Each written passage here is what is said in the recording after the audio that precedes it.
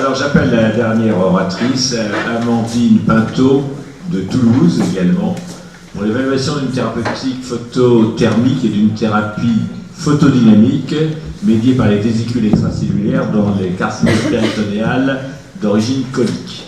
Merci de me laisser vous présenter les résultats de mon projet de Master 2 qui consistait à l'évaluation de ces deux thérapies dans la carcinose péritonéale d'origine colique.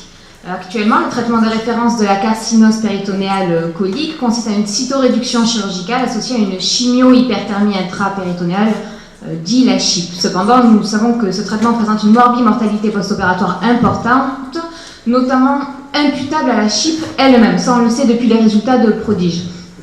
Ce que nous souhaitons dans l'avenir, c'est trouver une thérapie en remplacement de la CHIP pour traiter la maladie résiduelle microscopique après cytoréduction chirurgicale. Mon projet de Master 2 s'intègre dans un projet qu'on a développé pour une durée de 3 ans, financé par l'INCA, qui consiste à l'utilisation de nouveaux vecteurs dans les thérapies avec des nanoparticules. Et de notre côté, la thérapie photothermique, qui sont deux thérapies complètement différentes, je vais vous l'expliquer.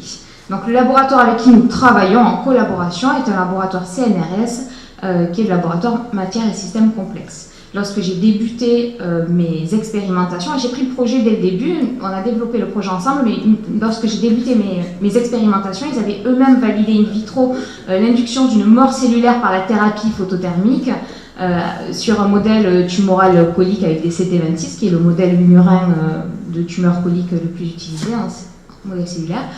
Ils ont conçu des nanoparticules d'or eux-mêmes et conçu aussi des vésicules extracellulaires qu'ils ont couplées ou non au MTHPC. Je vous expliquerai ce traitement plus loin. L'objectif dans mon année était d'évaluer ces deux thérapies dans la carcinose péritonéale d'origine colique. Pour ça, j'ai divisé mon projet en 3 parties.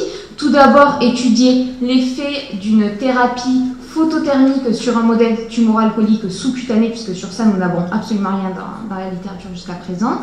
Puis, j'ai évalué la biodistribution des vésicules couplées au MTHPC dans un modèle de carcinose.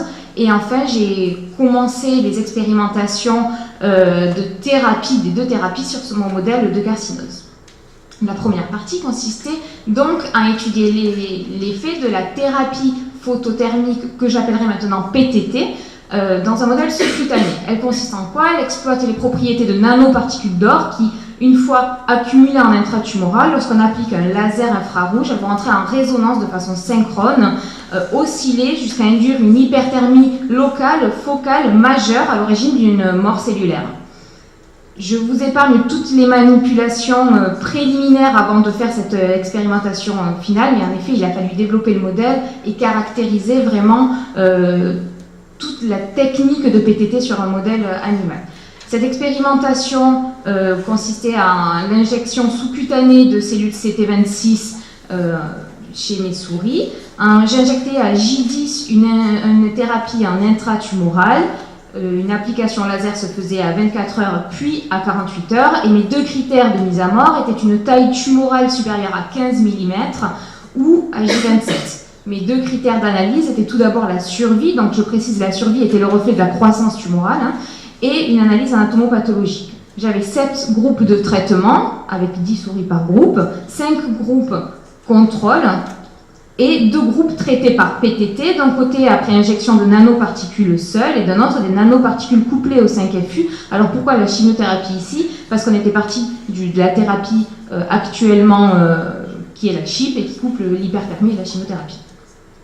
Les résultats sur la survie, nous avons, ici vous avez la courbe de Kaplan-Meier et à côté je vous présente les chiffres pour que ce soit plus visible. Nous avions en tout cas une survie significativement supérieure après traitement par PTT avec mon groupe de nanoparticules couplées au 5FU. Nous voyons que le 5FU, dans les 3 parties, que ce soit seul, couplé aux nanoparticules ou dans ma PTT, avait une action propre sur la croissance tumorale avec une survie supérieure. Donc c'est la conclusion de cette expérimentation-là pour la survie. Maintenant, en analyse anatomopathologique, on a développé un score en fonction du pourcentage de nécrose visualisé sur mes lames, allant de 0 qui consiste à une absence de nécrose et un score à 4 qui consiste à une nécrose quasi complète. Vous avez ici 3 exemples de coupes en précoloration à HES, avec ici une absence de nécrose complète, et en rose sur ces 2 coupes, vous voyez une nécrose étendue, et ces 2 groupes étaient traités par PTT. Lorsqu'on regardait plus particulièrement la distribution du score anatomopathologique pour chaque traitement, nous voyons une nécrose significativement plus importante pour les tumeurs traitées par PTT. Sans différence entre le groupe traité par PTT avec des nanoparticules seules ou des nanoparticules complexées avec le 5FU. Finalement, en conclusion de cette première partie, nous voyons que la PTT était à l'origine d'une nécrose intratumorale sans supériorité du complexe avec le 5FU, et cette thérapie permettait une majoration de la survie, donc j'explique, donc c'était vraiment la diminution de la croissance tumorale avec une supériorité du complexe avec le 5FU. Maintenant, j'ai voulu, en deuxième partie, évaluer la biodistribution de mon complexe vésicule extracellulaire couplé au MTHPC en intrapéritonéal. Un petit mot sur ces vésicules extracellulaires. Elles consistent en des exosomes ou des microvésicules, et elles sont actuellement des médiateurs de la communication cellulaire majeure, puisqu'elles ont une capacité d'être relarguées par la cellule, de contenir un contenu spécifique de la cellule mère. En général, c'est des ARN, des protéines, et elles le transportent vers une autre cellule à laquelle elle transmet son contenu. Et depuis moins de 10 ans maintenant, ces vésicules extracellulaires apparaissent vraiment comme un système de délivrance naturelle d'un médicament.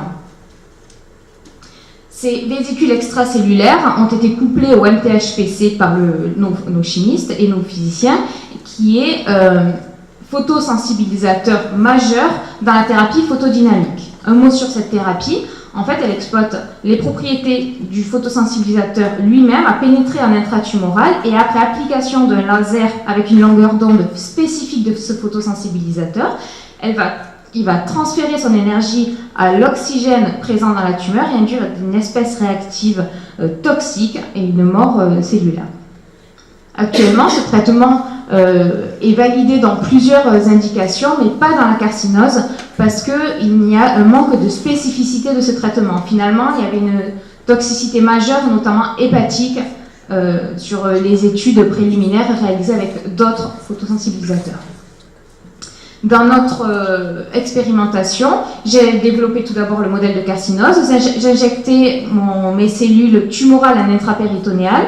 15 jours après, j'ai injecté du MTHPC dans 5 conformations différentes, je vais vous expliquer, et je faisais une analyse en imagerie jusqu'à H20, où je mettais à mort mes souris pour réaliser des imageries à la fois de bioluminescence et de DIR. Alors pourquoi ? Ma bioluminescence me permettait une estimation de la carcinose, puisque mes cellules tumorales étaient transfectées avec la luciférase, et la fluorescence était possible grâce au DIR, qui est un marqueur fluorescent qui avait été ajouté à nos vésicules. En effet, j'avais mes 5 conformations différentes du MTHPC, un premier contrôle, c'est un MTHPC, le FOSCAN qui est le MTHPC dans sa conformation standard, le FOSLIP qui est une conformation du MTHPC dans des liposomes, qui est une molécule actuellement commercialisée qui est très récente, et notre laboratoire développait le MTHPC avec mes vésicules ou le FOSLIP avec mes vésicules.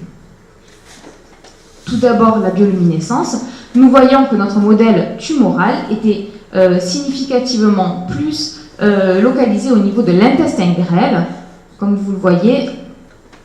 Et quand on regarde plus particulièrement l'intestin grêle, nous n'avions pas de différence entre nos divers groupes. Ceci me permettait de dire que mon modèle tumoral était identique dans mes divers groupes de traitement et que je pouvais donc comparer ces groupes au niveau de la thérapie évaluée. Maintenant, la fluorescence DIR, je voyais qu'elle était significativement plus importante au niveau de l'intestin grêle pour mes 2 groupes de traitement, FOSLIP ou MTHPC plus vésicule extracellulaire. Ici, c'est le reflet au niveau de l'intestin grêle seulement, où nous voyons clairement la différence significative de cette fluorescence du marqueur DIR. Maintenant, quelques images pour vraiment visualiser cette relocalisation. Ma colonne A consiste en des images de bioluminescence, donc du modèle tumoral. En B, vous avez l'imagerie fluorescente du traitement. Et en C, la colocalisation de la tumeur et du traitement. Ici, nous n'avions pas de fluorescence. En effet, c'était un groupe contrôle et le MTHPC seul. Alors qu'ici, c'était les divers groupes avec notre fluorescence, notre marqueur DIR. Et vous voyez que là où nous avions la carcinose, nous avions une réelle superposition avec notre traitement évalué. Maintenant, la partie analyse préliminaire thérapeutique. Nous avions commencé avec 14 souris dans mon modèle de carcinose péritonéale précédemment décrit. J'ai injecté 15 jours après mes cellules tumorales en intrapéritonéale mon traitement, un groupe contrôle, un groupe pour traiter la thérapie photodynamique et un groupe pour traiter ma thérapie photothermique. J'ai réalisé 2 séances laser successives pour chaque traitement et mes animaux étaient mis à mort 5 jours après le traitement. L'analyse était essentiellement anatomopathologique. Nous voyons, lorsque nous regardons la distribution du score anatomopathologique, qu'il était significativement plus important pour les 2 groupes traités, que ce soit par la thérapie photodynamique ou la thérapie photothermique. Cette expérimentation me permettait surtout de valider la faisabilité de ces traitements avec des groupes de plus avec des plus d'animaux. Finalement, en conclusion, ces 2 thérapies semblent prometteuses dans le traitement de la carcinose péritonéale. Ce qui nous pose un petit problème, c'est qu'on aimerait continuer avec ces nanothérapies, mais qu'actuellement, le couplage de nos nanoparticules avec les vésicules extracellulaires n'est pas convaincant. Finalement, elles ne sont pas stables et nos nanoparticules ont tendance à fuir, à ne pas rester stables. Alors que par contre, le MTHPC couplé aux vésicules, c'est une molécule stable et le brevet, là j'ai marqué en cours, mais ça y est, il est enfin obtenu. En perspective, pour faire clair, on a quand même continué avec nos nanoparticules. Actuellement, l'expérimentation avec beaucoup plus d'animaux est faite. J'attends les résultats. D'un côté, anatomopathologique. De l'autre, on va avoir de la microscopie électronique. Et pour finir, de la spectrométrie de masse pour mesurer la quantité d'or dans tous les organes que j'ai prélevés, pour voir si j'ai pas une accumulation d'or aussi dans le foie, par exemple, ou le rein. Pour tout ce qui est thérapie photodynamique, en effet, on continue aussi les expérimentations avec la prochaine qui va suivre dès janvier avec plus d'animaux, puisqu'on a des résultats très convaincants avec notre nouveau photosensibilisateur de dernière génération. Et à terme, les microvésicules qu'on aimerait développer sont des microvésicules autologues, prélevés directement aux patients pour une meilleure tolérance immunologique. Merci. Avez-vous des questions à poser sur ces nouvelles thérapies?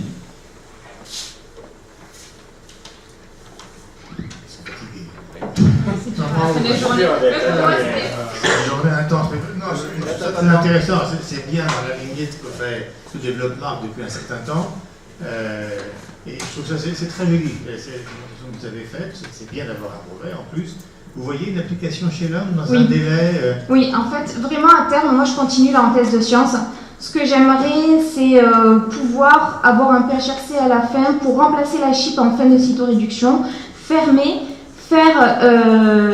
utiliser le concept de PIPAC, c'est-à-dire une pulvérisation sous pression en intrapéritonéale de ma molécule, réaliser l'irradiation laser donc en post-opératoire immédiat en salle de bloc, pour traiter la maladie résiduelle microscopique. Ceci, en fait, permettrait vraiment d'épargner nos tissus non tumoraux, parce qu'actuellement, avec la chimiothérapie intrapéritonéale, le problème, c'est vraiment la toxicité sur les tissus non tumoraux.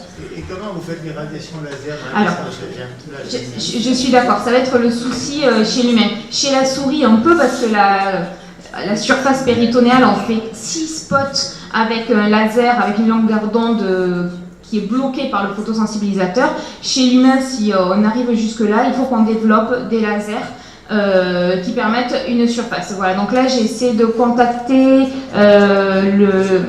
le laboratoire en Cotaille à Paris qui travaille vraiment sur des lasers de thérapie photo pour la thérapie photodynamique, puisque c'est eux essentiellement en France qui persistent dans ces recherches-là. Mais il faudra vraiment développer des nouveaux lasers. Parce qu'il va falloir que c'est dans les coins. Non, le but, c'est pas de le faire le laser, pas que ce soit en intrapéritonéal. On veut injecter par PIPAC la thérapie en intrapéritonéal, fermée, mais le laser serait au-dessus, un extérieur, quoi. Comme on fait actuellement chez nos souris, on ne fait pas le laser ventre ouvert, on le fait ventre fermé. D'accord. C'est la stimulation de ce que vous avez mis à l'intérieur par les faisceaux qui Oui, traversent. exactement. D'accord. Ça a été réglé par la puissance et par la longueur d'onde. Quels sont les effets secondaires? Les effets secondaires jusqu'à présent étaient essentiellement des hépatites, des insuffisances rénales sur une toxicité du fait d'un manque de spécificité finalement de ces photosensibilisateurs. Dans les nouvelles générations qu'on voit apparaître depuis 2015 dans la littérature, le but c'est de coupler à des biovecteurs pour qu'en effet ces photosensibilisateurs aillent uniquement vers les cellules tumorales. Oui, je veux un petit commentaire ici. Oui. D'abord, je vous félicite pour une chose, c'est que vous parlez comme un de mes maîtres, M. Cabral, vous dites mes souris, mon laboratoire, et ça je vous félicite parce qu'il m'avait dit un jour, si on disait mes malades et tout, la médecine irait peut-être pas, donc je vous félicite de dire vos souris personnelles. Pour revenir à des choses plus sérieuses, il y a quand même, si vous voulez, c'est un peu ce qui me chiffonne dans le modèle expérimental que développe Marc depuis des années, et vous avez bien dit d'ailleurs, c'est essentiellement sur le grêle. Ce qui est un des problèmes, je trouve, de recherche, si vous voulez, moi qui m'intéresse plus à la carcinose péritonéale d'origine ovarienne, c'est justement le problème de la carcinose diffuse des coupoles, etc., qui ne sont pas tout à fait la même concept, puisque on sait que la CHIP marche essentiellement dans le cancer du côlon, lorsqu'il y a une récidive, j'allais dire, l'idéal c'est la récidive locale pariétale avec une zone dont on peut faire R0, et à ce moment-là on va traiter, et bon, alors on est toxique pour ailleurs. Ma question, donc, si vous voulez, dans votre modèle expérimental, c'est j'allais dire, l'épaisseur de la carcinose, ce qui est quand même un des grands problèmes de toutes ces diffusions de traitement, et deux, cette diffusion par rapport au grêle. Comment vous gérez tout ça? Oui, justement, en fait, le but, c'est absolument pas de remplacer la cytoréduction chirurgicale. Donc, toute la carcinose chez l'humain sur les coupoles, c'est pas finalement ça le souci, quand on arrive à la réséquer. Ce qui est le problème, c'est la carcinose qu'on ne peut pas réséquer ou qui reste microscopique, et là, tout est l'intérêt du grêle de le traiter par d'autres thérapies que la résection. Donc justement, finalement, que ce soit sur le grêle, c'est... On ne peut plus faire de laser. Oui, c'est... Vraiment laser, c'est ça le problème. Il y a une dualité que je ne trouve pas très claire. Après, c'est vraiment... C'est ce que disait M. Franco tout à l'heure. C'est vrai que vous allez faire des lasers sur tout le grêle avec des points comme des spots. J'arrive à quelque chose qui m'a difficile dans cette recherche de Coquard depuis des années. Mais finalement, le concept, c'est que mes molécules pénètrent dans les cellules tumorales, et le laser, c'est pas des spots sur chaque zone chirurgicale. C'est le laser, il est extracorporel, et finalement, seules les cellules qui vont avoir... ce qui est photosensibilisé. Il n'agit que sur ce qui est photosensibilisé, voilà. Donc ça épargne le gaz. Vraiment, Ouais, affaire à suivre. Merci beaucoup. Pour le moment, en tout cas, pour vous dire, je n'ai pas eu de fistules chez mes souris, et j'ai continué. Là, c'est vraiment mon master 2, depuis j'ai fait d'autres expérimentations, et je n'ai pas de fistules. Très bien.